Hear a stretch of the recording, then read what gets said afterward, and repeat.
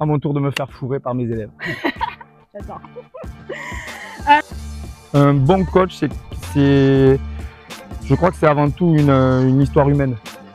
J'entends aussi beaucoup de gens qui me disent ouais mais ça joue tennis, ça joue pas paddle, je me suis pas régalé, j'ai perdu le match parce que ça joue tennis. J'ai dit mec, t'es rentré sur le terrain, joueur de tennis ou lanceur de nain, s'il gagne, t'as perdu. Qui que ce soit en face, ben, on tape le coquillage réellement, on s'en balèque. Ok. Et comment on gère justement ce premier match? C'est souvent le premier match qu'on on a plus de mal à rentrer dedans. Comment on fait? Ouais, on s'est donné la peur de perdre, c'est aussi la peur de gagner. Ok. Je te laisse finir ces deux phrases. Le paddle, c'est l'apéro. Bonjour et bienvenue sur ma chaîne YouTube. Je suis en compagnie de Guillaume Bessières, joueur, coach, directeur sportif. Mais là, on va s'intéresser à la partie coaching. N'oubliez pas de vous abonner, de liker, de commenter et de mettre la petite cloche pour avoir le prochain interview. Allez, c'est parti.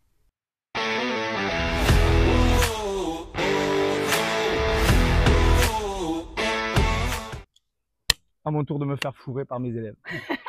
J'adore. Alors, on s'intéresse à vos coachs. Ok. Et la première question que je vais te poser, c'est pourquoi et comment tu es devenu coach? T'as une demi-heure? Non, mais en rapide. Ok, je vais faire court. Mon fils, il y a quelques années, voulait jouer au tennis à Palavas. J'ai essayé de jouer avec lui et c'était une catastrophe. J'ai détesté ce sport. Chaque fois que je jouais, j'avais mal au coude. En fait, c'était un gros calvaire. J'arrivais pas à servir, j'arrivais pas à renvoyer la balle. Et puis, il y avait quand même déjà 2 terrains de paddle de poser là-bas. Et puis, moi, je me suis dit, bah, tiens, on va jouer au tennis là-dessus. C'est mieux, il y a des vitres, j'ai pas besoin d'aller chercher la balle. Le terrain est plus petit, je vais moins courir, etc. Et voilà, et petit à petit, on a commencé à jouer. On a trouvé qu'il y avait des raquettes différentes, c'était cool. Et puis, bah, depuis, on n'a pas lâché la passion. Ok, en gros, t'as pas voulu aller chercher la balle, donc tu t'es mis au paddle. Ouais, c'est ça. J'ai préféré un sport de feignasse qu'un sport où il fallait bourriner tout le temps. Il fallait courir. Ouais, c'est ça. Et puis voilà, après, comme tout le monde, je pense, tu te prends une passion pour ce sport. À l'époque, je travaillais dans la restauration. J'étais chez un gros traiteur avec beaucoup de stress et tout ce qui va avec. J'organisais des mariages. Et puis avec le Covid, la transition s'est faite toute seule. Moi, j'étais déjà dans le sport quand j'étais plus jeune, dans le handisport, parce que j'avais passé un brevet d'état handisport. Et puis voilà, il était temps dans ma vie de retourner au sport et de devenir coach de paddle. Je voulais essayer de devenir coach de paddle en tout cas. Bon, bah cool. Mais je t'en prie. Pour toi, c'est quoi un bon coach? Oh. Un bon coach, je crois que c'est avant tout une histoire humaine. C'est quelqu'un qui va se préoccuper de la personne qu'il a en face. C'est pas un billet de 40 balles que tu donnes et puis je zappe. C'est voilà, il y a des émotions, il y a de l'humain, il y a tout ça. Outre le fait aussi qui est le paddle, la raquette, la technique et tout ce qui va avec. Mais moi j'aime avoir cette relation avec les joueurs que j'entraîne. Tu vois, ils m'appellent, c'est dur, je suis dans le mental, je suis dans le flou, c'est compliqué. Non, j'arrête le paddle, j'en ai ras le cul, j'y arrive pas. Je sais pas de qui je parle. Mais voilà, j'imagine pas en tout cas l'aventure sans ce côté-là humain, quoi. Ok, donc finalement t'aimes bien ces petits messages-là. Ouais, je les aime bien. À 2h du mat après la fin d'un tournoi, coach, ça y est, j'ai gagné mon premier P100, je suis trop content. Ou putain, j'en ai ras le cul de ce sport, je jette ma raquette, demain je la vends. Voilà. Ok, je vois pas ce que tu veux dire, mais moi non plus. Voilà. S'il faut du détail, je suis prêt à envoyer du screenshot de texto. Hein. Y a pas de souci. C'était minuit et demi, c'était pas 2h. Ouais, c'est vrai. Mais bon, pardon pour l'horaire. Est-ce que tu penses qu'il faut être bon joueur pour être un bon coach? Ou ça n'a rien à voir? Beaucoup te diront oui. Moi, je suis pas persuadé qu'il faille être un bon joueur. Bon, je pense qu'il faut quand même avoir la capacité d'envoyer la balle où tu veux. Il faut la capacité de renvoyer la balle où tu veux aussi. Il faut être physiquement assez prêt parce que quand même des journées de 8 ou 9 heures sur le terrain, t'as intérêt quand même d'être relativement prêt. Je pense pas qu'il faille faire partie du top 100 pour être un coach d'élite, quoi. Okay. Un bon coach déjà et pas forcément dans le coach d'élite non plus. Contrairement à ce que beaucoup de personnes pensent. Mais c'est pour ça que je te pose la question. J'imagine. À ton avis, quel petit plus tu apportes pour tes élèves? L'animation. Le côté animation et le gros plus, à mon avis, ce que j'apporte, c'est mon expérience, parce que j'ai fait toutes les conneries du monde. On m'a vendu des raquettes à 350 balles, des pots en tête, du carbone de malade. J'ai fini par arrêter le paddle pendant 7 mois tellement j'avais mal au coude. J'ai fait le PRP. J'ai été un joueur qui envoyait 50 souches dans la vitre. Plus personne voulait jouer avec moi. C'était un calvaire. Donc j'ai fait toutes les conneries du monde. Aujourd'hui, je suis capable d'expliquer à quelqu'un, voilà, dans cette situation-là, si tu fais ça, voilà ce qui va t'arriver. Si tu prends telle raquette, voilà ce qui va se passer, etc., etc. Donc je pense que cette expérience-là m'a énormément servi. Ok. Et sur quoi tu pourrais t'améliorer, tu penses? Bah, je suis déjà presque parfait quand même, tu vois. Humble comme mec, assez sympa. Non, on n'est jamais assez prêt par rapport au paddle du futur. Souvent, on a tendance à rester un peu dans ce qu'on sait faire assez facilement et tout ça. Et puis bon, je pense qu'il faut aller chercher toutes les infos à l'instant T et pas se laisser déborder par la technique qu'on sait ou qu'on pense employer aujourd'hui. Toujours un peu se former quand même. Ouais, toujours se former. Et du coup, moi, je suis quelqu'un qui se forme énormément. J'étais beaucoup en Espagne. Je lis tout sur le coaching, sur les coachs, etc. D'ailleurs, de d'autres sports. Mais je trouve pas assez encore, pas assez. Ok. Mais tu cherches toujours à t'améliorer. Ouais, je regarde beaucoup de matchs aussi. Ouais. Beaucoup de matchs de pro. Et puis, j'essaye de me dire comment je peux transcrire cet élément-là sur le monsieur, madame, tout le monde que nous, on a au quotidien, quoi. Bah justement, on va parler de tes élèves. Lesquels? Parce que on donnera pas de nom, ils se reconnaîtront. Est-ce que tu penses que n'importe qui peut devenir top joueur? Non. Non, parce que devenir un top joueur, c'est quoi un top joueur pour toi? Bah, un top joueur, allez, je vais dire top 200. Est-ce que tout le monde peut devenir top 200? Homme-femme? Parce que je trouve qu'il y a une différence chez les hommes et chez les femmes quand même. Bah, top 2000 ou top 1500 chez les hommes et top 200 chez les femmes. C'est dur, mais ça dépend de l'abnégation que tu vas mettre dans tes entraînements. Ouais, on va partir du fait que la personne si tu t'entraînes une fois par semaine, ouais, 1 heure avec un coach de temps en temps, non, clairement, non.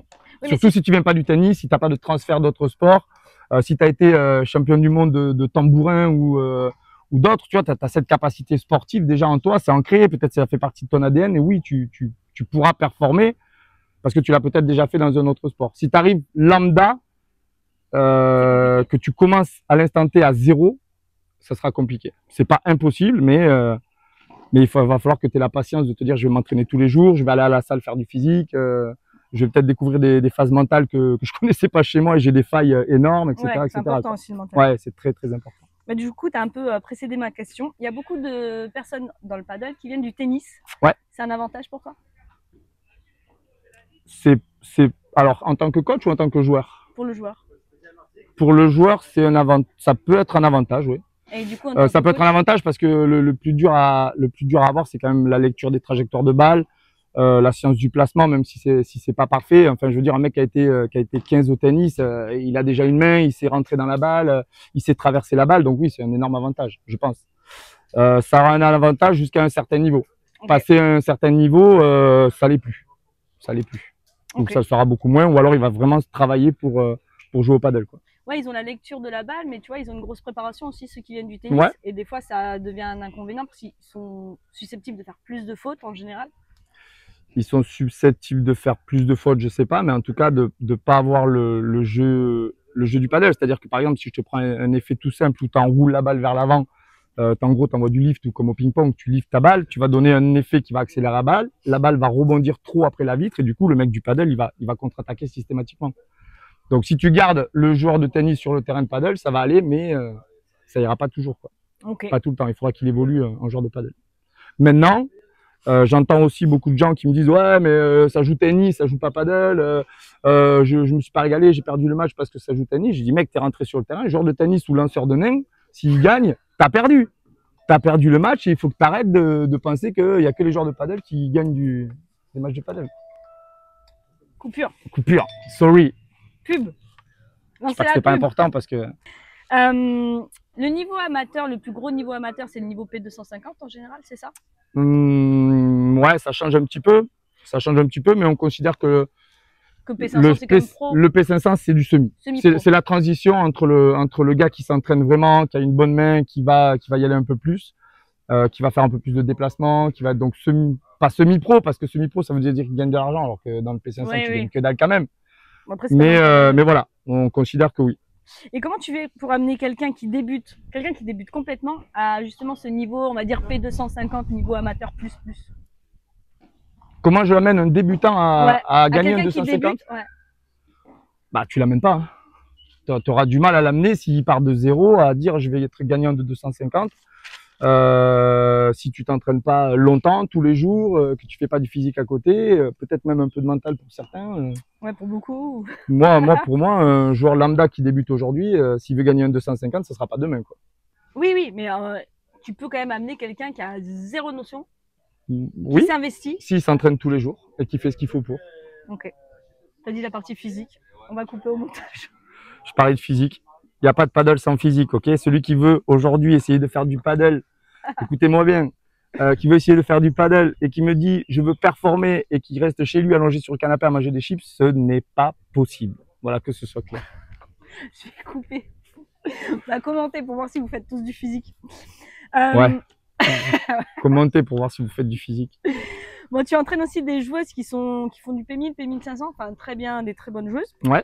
Est-ce que tu as une différence dans ton coaching entre ces joueuses-là et les joueuses comme nous, amatrices? Totalement. Sur plusieurs aspects. En fait, alors pas tous, hein, je fais pas une généralité parce que les généralités c'est pas mon truc, etc. Là où je trouve que avec ces nanas-là ou ces gars-là, ce qui est moins difficile, c'est de leur demander de mettre de l'énergie. C'est de leur demander constamment bouge tes jambes. C'est de leur demander. En fait, je suis même dans le processus inverse en disant tu l'as loupé, c'est pas grave. Allez, celle-là c'est pas grave, on s'y remet, on retravaille, on continue à travailler. Alors que dans le coaching un peu plus pas inférieur, j'aime pas ce mot-là, mais des gens qui débutent un peu plus. En fait, je perds énormément d'énergie à demander aux joueurs bouge-toi, bouge tes jambes, fais l'effort de revenir. Et en fait, cette énergie-là, je la perds à défaut du coaching réel en disant autre chose. Ok. Donc, il faut leur demander plus souvent et d'être un peu plus physique sur le terrain. En fait, je me dis, quand tu as une heure, tu payes 45 € une séance. Si ton coach il passe une heure à te dire non, allez, déplace-toi, mets de l'intensité dans ta balle, etc. Je te dis, je suis fatigué, j'ai pris une cuite hier soir, j'arrive sur le terrain, je dis, aujourd'hui, je suis pas en forme, etc. Reste chez toi. Ok. Non? Ouais. T'es d'accord avec ça ou pas? Je suis d'accord avec ça. Moi, je bouge mes jambes. Elle bouge ses jambes, Erika. je sais pas où, mais en tout cas, elle les bouge, quoi. Allez, ça c'était gratuit. Non, c'est gratos, c'est pas vrai. Tu vas voir tes joueuses et tes joueurs en tournoi. Oui. Et tu peux pas coacher en niveau P100, P250. Pas encore. Qu'est-ce que ça t'apporte de les voir? Et à ton avis, qu'est-ce que ça fait pour tes élèves en fait que tu sois là? Est-ce que tu penses pas que ça leur met une pression? Est-ce qu'elles sont rassurées? Non. Je sais pas, dis-moi ce que t'en penses, puisque c'est arrivé plusieurs fois, je suis venu te voir. Est-ce que ça t'a mis dans une position positive ou négative? Est-ce que ça t'a stressé? Pourquoi? Non, tu as toujours l'envie de mieux faire quand le coach est là. Okay. Même si quand tu rentres sur le terrain, dans tous les cas, tu veux gagner, mais il y a le truc en plus, tu vois, quand il est là. Moi, ça m'a pas stressé. Pourquoi t'as pas cette capacité quand je suis pas là? Je sais pas. Donc, non, moi ça me stresse pas, mais c'est vrai que ça peut, ouais, ça peut stresser. J'entends ce côté-là. Je le fais pour cette raison-là quand je le fais. Quand je viens voir les joueuses, en fait, ça me donne plusieurs indices. Ça me donne la possibilité de voir si ce qu'on fait à l'entraînement est applicable en match directement. Si c'est pas applicable, ça veut dire que il y a trop de difficultés, on n'y a pas passé assez de temps. Et puis je pense que quand je suis là, il y en a que ça va complètement peut-être transcender en disant ouais, il est là, allez, j'essaie encore plus de donner, je trouve que les entraînements ça paye, etc. Puis il y en a d'autres qui vont être tétanisés, qui vont dire putain, j'arrive plus, je stresse. C'est l'aspect mental, hein. Si tu veux, on en reparlera après du mental, mais. Justement, on va parler sur le côté tes conseils en tournoi. Mes conseils en tournoi. Ouais. Alors les conseils en tournoi, là c'est, on est en tournoi. Ok. On reçoit le tableau. Non. Okay. Là, nous on reçoit le tableau. Quel conseil tu donnerais? Tu sais, quand on a un gros tableau, souvent on dit il y a elle est classée tant, etc. Quel conseil tu nous donnerais? Parce que je trouve que le tournoi, ça part de là quand même. Quand on reçoit le tableau et qu'on se dit c'est à elle ou il y a lui, c'est injouable ou tu nous donnerais quoi comme conseil pour gérer ce tableau-là? En fait que la plupart des gens, nous on a eu beaucoup cette discussion au départ parce que tu te focalisais sur le fait de perdre ou de gagner. Quand tu te focalises sur le fait de perdre et de gagner, tu oublies tout le reste en fait. D'accord? Tu te mets la pression de gagner.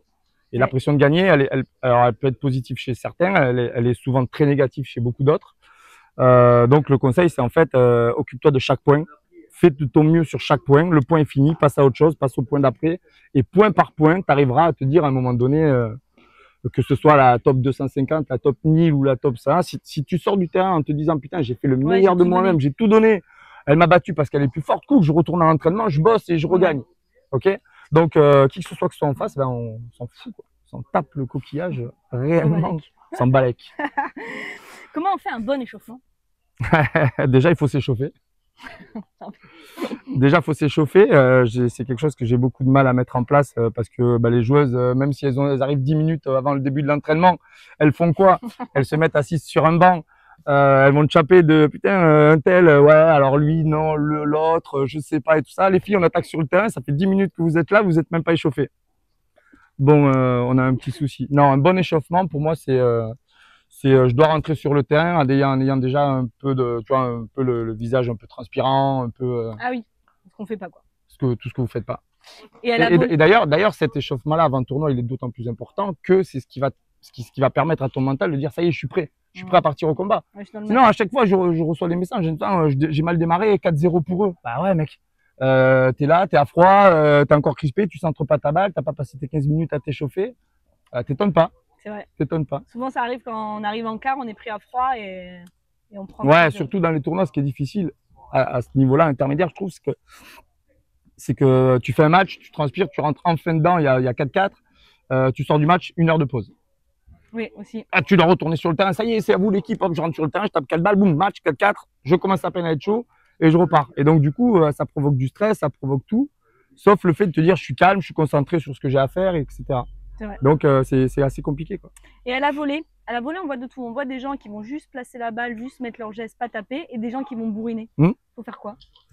Les deux. Tu dois faire tout.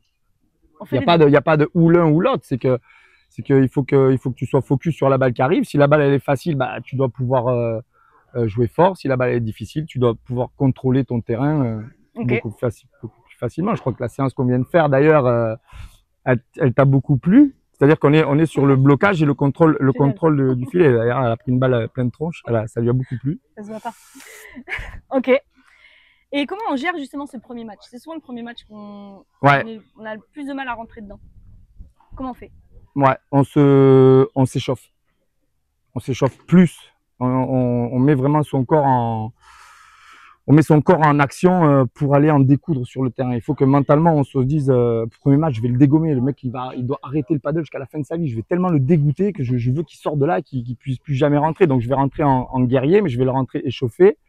Et puis voilà, s'il y a un peu de mental à côté, je crée des routines. C'est-à-dire que je mets des routines, je me dis des phrases que je me répète assez souvent pour me mettre en confiance.